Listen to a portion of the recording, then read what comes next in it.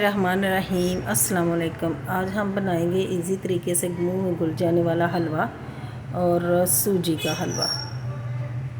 और ये बनता भी बहुत ही आसान है और बनेगा भी बहुत ही मज़ेदार। ये चीनी शामिल कर दी है, 1 कप के करीब सूजी है तो 1 ही कप चीनी शामिल की है और 4 या 5 कप हम पानी डालेंगे। 4 कप पानी डाल दें।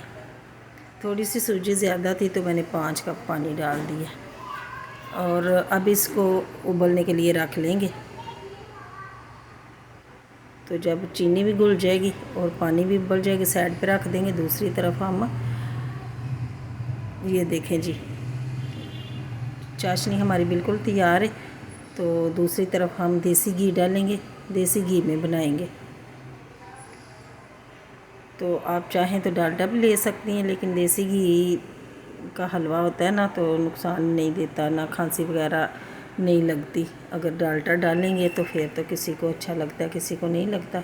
मैं तो वैसे भी ये कोई भी मीठी चीज़ जो होती है ना तो वो देसी घी में ही बनाती हूँ। तो ढेर सारा देसी घी डाला। अब इसमें डाल देंगे सूजी। सूजी को अच्छे से भूनना है। ये देखें सूजी का कलर चेंज हो चुका है और 2-3 मिनट है ना और इसको भुनेंगे। ये देखें जी, अभी थोड़ा सा कलर चेंज हुआ है, थोड़ा सा और हमें ब्राउन कलर चाहिए। ये देखिए ब्राउन कलर हो चुका है। तो अब इसमें डाल देंगे पानी। तो मैंने चूल्हा बंद किया था क्योंकि छींटें उड़ती हैं, घी सारा निकल जाता है। थोड़ी देर के लिए ठंडा होने देते हैं, फिर इसमें जो चीनी वाला पानी है ना वो शामिल कर दिया। तो अब इसको तेज़ आंच पे पानी इसका सुखा लेंगे।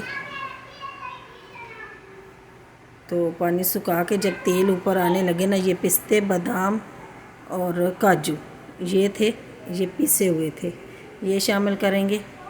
तकरीबन 1 कप के करीब थे, वो इसमें शामिल किए। अब ये भी साथ साथ भुन जाएंगे।